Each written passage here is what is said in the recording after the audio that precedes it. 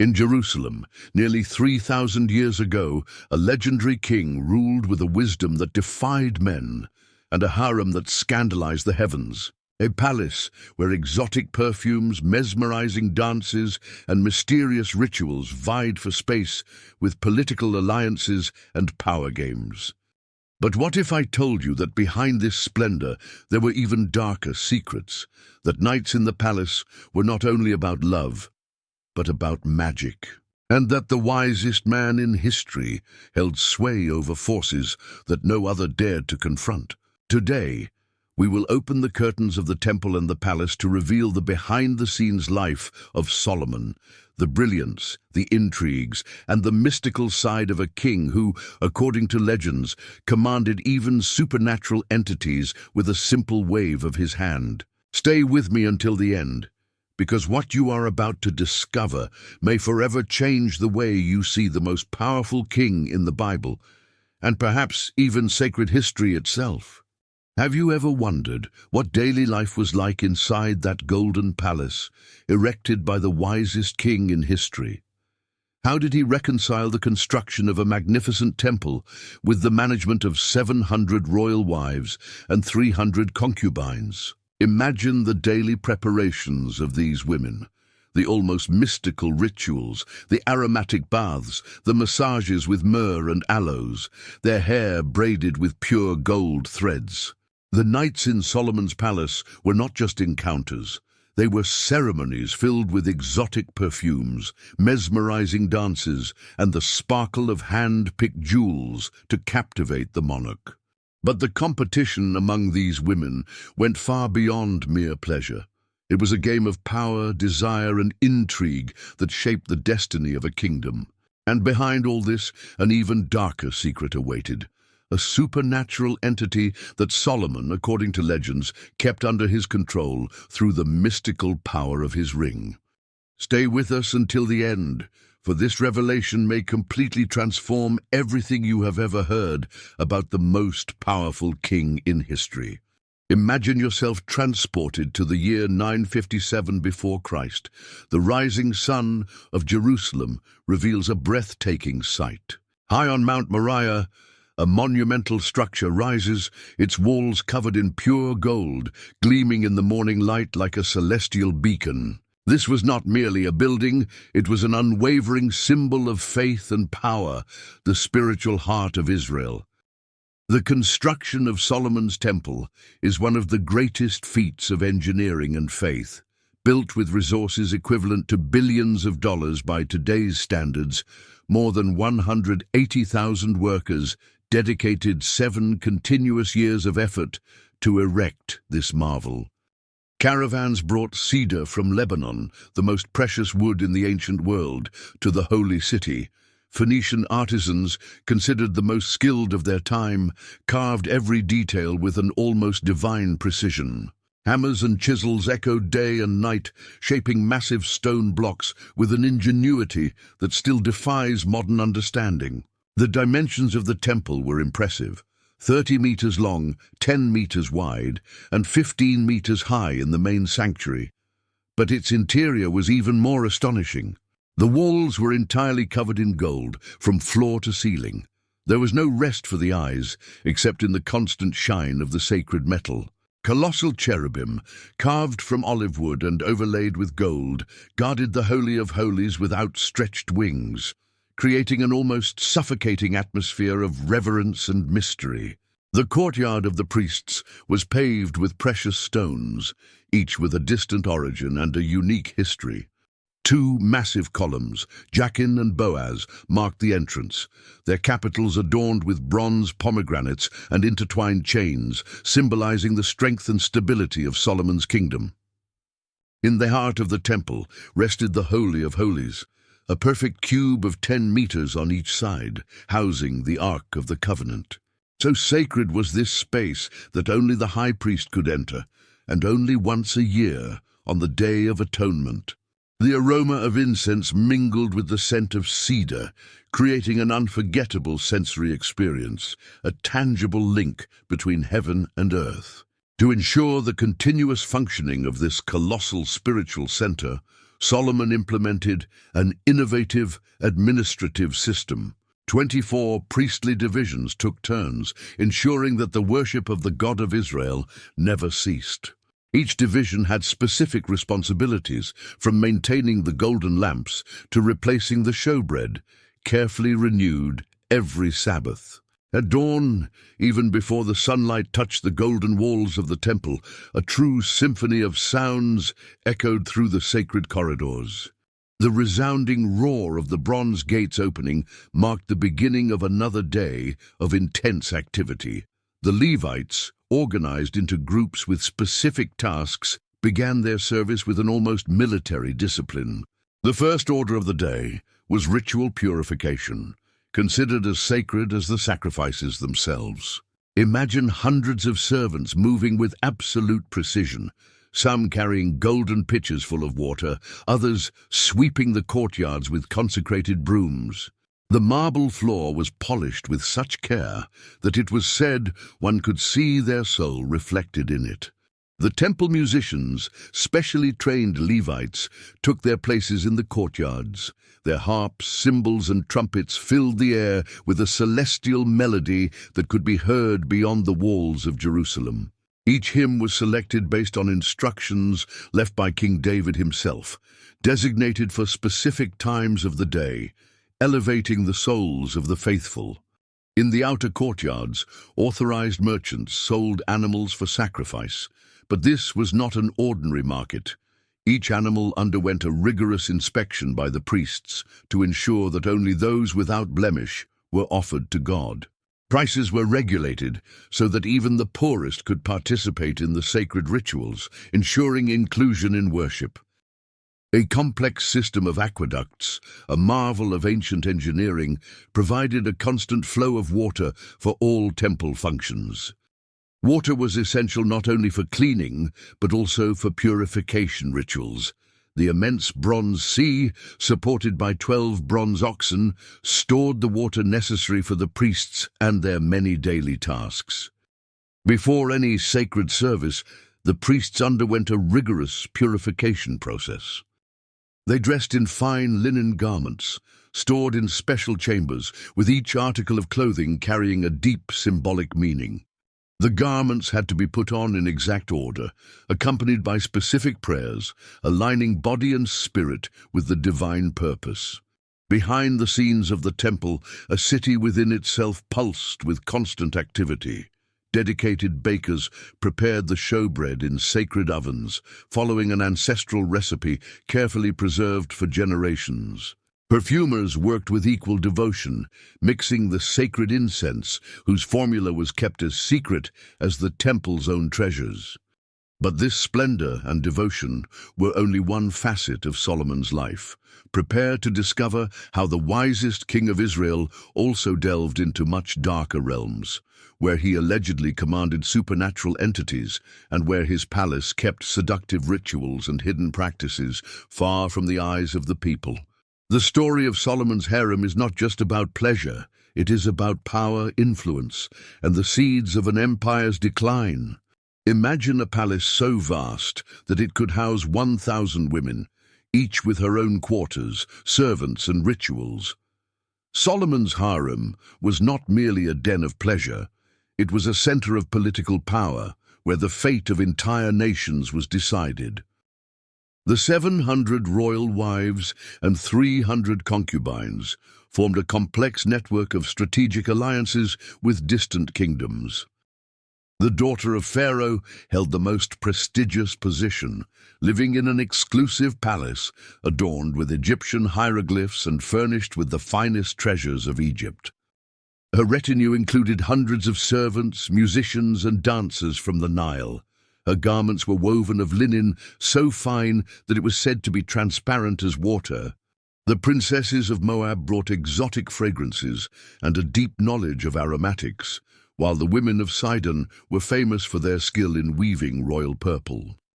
Each people preserved their traditions, creating an unprecedented multicultural environment in the ancient world. The harem was like a miniature city with its own intricate hierarchy. The royal wives lived on the upper levels in luxurious pavilions overlooking fragrant gardens.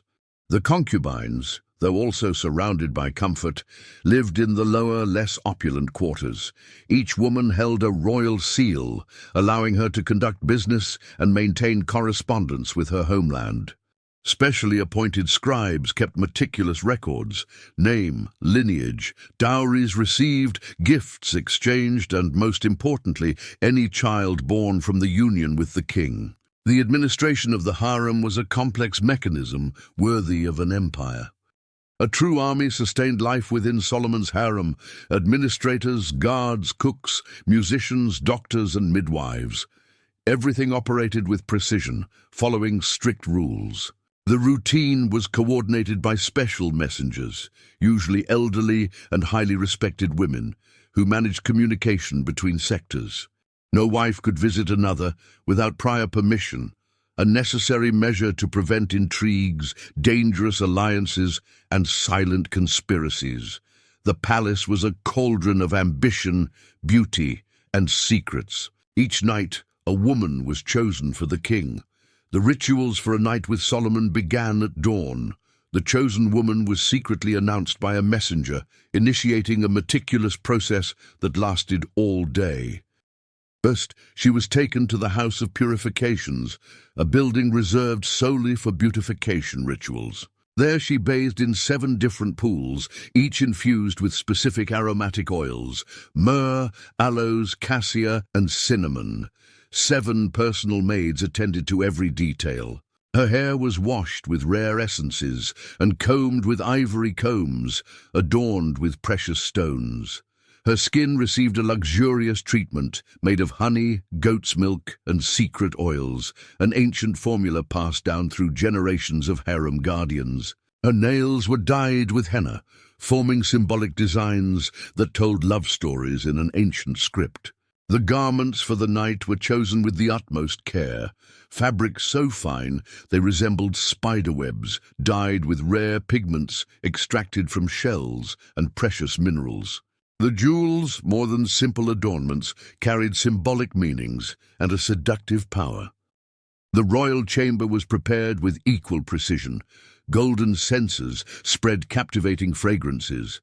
Flower petals were scattered over silk sheets, and small oil lamps cast a soft, seductive glow. Musicians, trained in love songs, discreetly positioned themselves in adjacent rooms, playing soft melodies inspired by the Song of Songs. Notes sweet as honey, filling the air with romance and mystery. The chosen woman was then instructed in the arts of love by experienced elders who passed down secrets kept for generations. Every gesture, every word, every movement was rehearsed to make the night unforgettable. These were the mistresses of seduction, the guardians of knowledge that transformed the physical encounter into a transcendent experience. The Song of Songs echoed through the palace corridors, a poem of love so intense that it was elevated to the Holy Scriptures. In it, Solomon revealed a vision of love that united the physical and the spiritual, a human passion celebrated as a reflection of divine love. The women in Solomon's harem came from distant lands, each bringing the sensual traditions of her own culture. The Egyptians, with their sinuous bodies, mastered the art of belly dancing, moving like snakes to the sound of golden sistrums. The Phoenicians, true alchemists of aromas, created perfumes capable of enchanting the senses. The Moabite women charmed with their love songs, soft melodies that melted even the hardest hearts. In the heart of the palace, secret gardens flourished among pomegranate trees and vineyards crossed by murmuring fountains. There, the women gathered not as rivals, but as students and mentors to share ancient secrets. Recipes with aromatic herbs, hypnotic dance movements, and the subtle charms of seductive conversation. Each culture brought its own vision of pleasure and beauty, enriching the tapestry of seduction that enveloped the king. Special musical instruments were reserved exclusively for the rituals of love, delicate harps with silk strings, drums that echoed like heartbeats, and flutes that sounded like passionate sighs. Music was considered a form of magic, a key capable of opening the doors of the heart. Never before in ancient history had a royal court witnessed such rivalry for the affection of a single man. Within that vast harem, each woman developed her own strategy to capture the king's eye and favor. Some stood out for their intelligence, discreetly joining discussions about politics and philosophy. Others cultivated artistic talents, composing poetry, creating exotic fragrances, or choreographing dances as captivating as enchantments. The competition was silent, but ruthless. Alliances formed between women of different nations, weaving webs of influence that extended far beyond the palace walls. An astute concubine could rise in status by aligning with powerful royal wives. Servants played crucial roles in this palatial chess game, carrying secret messages, observing movements in the corridors, and reporting everything back to their mistresses. A whisper at the right moment could change a favorite's destiny. Gifts carried hidden meanings, a cup of spiced wine, a poem inscribed on perfumed papyrus, a jewel marked with mysterious symbols. Everything was part of a secret language of power and seduction. The wisest women understood that true power resided not only in beauty, but in knowledge. They studied the king's preferences, his challenges in governance, his moods, and his habits. Some became informal advisors, influencing political decisions during intimate conversations, proving that intelligence could be as seductive as beauty. What you're about to discover about Solomon's children marks the beginning of the decline of the greatest kingdom Israel ever knew. It is a story shaped by love, power, and far-reaching consequences, events that altered the course of sacred history. Despite having 1,000 women, biblical records mention only one legitimate son who would succeed him, Rehoboam, born of Naamah, the Ammonite woman. However, scholars believe that dozens of princes and princesses were born in the royal harem. Each birth was more than a family event. It was a political move, sealing alliances with distant kingdoms and creating multiple lines of succession within the palace. Each royal child lived in his or her own isolated universe. They were educated by tutors from around the world who taught foreign languages, philosophy, and arts. Mothers fiercely competed for the best instructors, knowing that knowledge meant influence for their children in the future. Hebrew teachers ensured the preservation of the law of Moses, while foreign masters introduced myths and ideas from their native cultures. Rehoboam grew up caught between these two worlds, raised in the traditions of Israel, but surrounded by the exotic cultures of his foreign aunts and stepmothers. His upbringing was defined by contrasts that would later tragically shape his reign, leading to the division of the kingdom. The paternal figure was distant. Solomon, overwhelmed with affairs of state and the complexity of managing a harem of 1,000 women, delegated his children's education to their mothers and tutors. Each mother sought to mold her child in her own image, creating divisions, intrigues, and silent factions within the palace that undermined the unity of the kingdom from within. Over time, Solomon's harem became a spiritual battlefield. Each foreign wife brought not only her beauty and her diplomatic dowry, but also her gods. Pharaoh's daughter worshipped Isis and Osiris in chambers adorned with hieroglyphs. Sidonian women burned incense to Astarte on hidden altars. Moabite wives celebrated rituals to Chemosh under the moonlight. At first, Solomon tolerated these foreign cults as diplomatic gestures, but gradually, seduced by both love and curiosity, he began to participate in these rituals. He erected altars for foreign gods on the hills around Jerusalem, each more luxurious than the last. The spiritual impact was devastating. When the people saw their king worshipping other gods, they also began to stray from their ancestral faith. Prophets and priests cried out against this unfaithfulness, but their voices were drowned out by the sound of pagan drums and laughter echoing from the harem. In the heart of the kingdom, an invisible war was raging, a battle between loyalty to the God of Israel and the allure of foreign religions. Even with Yahweh's temple erected in majestic splendor in the center of Jerusalem, small pagan shrines sprang up like weeds in the palace gardens. The sacred aroma of the temple's incense now mingled with the profane fragrances of secret rituals. But it was not just a spiritual crisis, it was also an economic crisis. Maintaining 1,000 wives was not simply a matter of affection or desire, it was a monumental financial burden. Each wife demanded a lifestyle worthy of her position: servants, luxurious clothes, jewels, exotic food. The royal treasury, once overflowing with the riches of trade and tribute, began to dwindle to sustain the opulence of the court. Taxes were increased, forced labor was imposed to maintain the palaces and temples.